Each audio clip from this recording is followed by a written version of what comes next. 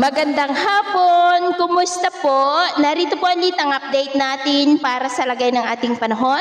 Ngayong hapon po ng August 12, 2024 na kung saan sa ngayon ay patuloy pa rin nahabagat ang weather system na umiiral po ngayon dito sa ating bansa na patuloy pa rin na hinahatak ng tatlong bagyo na nandyan po sa taas natin. Ang tatlong bagyong ito ay wala namang direktang epekto sa ating bansa, maliban po sa bahagya nilang hinahatak ang habagat. Ang isa dyan ay nakalampas na po sa mainland Japan, si Bagyong Maria.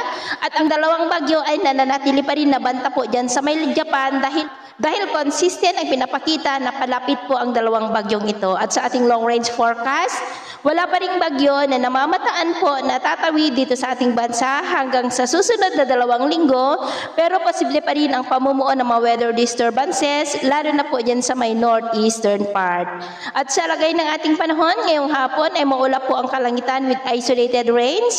Dyan po sa may extreme northern Luzon, Ilocos Region, Cordillera, ilang bahagi ng Cagayan Valley, Tarlac, Nueva Ecija, Zambales, Bataan, ilang bahagi ng Pangasinan, Aurora, Laguna, Oriental Mindoro, Palawan, Camarines Norte, Sorsogon, Aklan, Capiz, Negros, Northern Cebu, Mabini, sa may Bohol, Leyte, Samar, Eastern Samar, Zamboanga Peninsula, Northern Mindanao, Caraga, Davao Region at Sorsogon na posibleng magtuloy-tuloy ang mga isolated rains sa ilang bahagi ng ating bansa hanggang mamayang gabi at posibleng malalakas na ulan dito po sa ilang bahagi po ng Northern Luzon at Mindanao, kaya mag-ingat po tayo sa posibleng banta pa rin ng mapagbaha at pagguho ng lupa.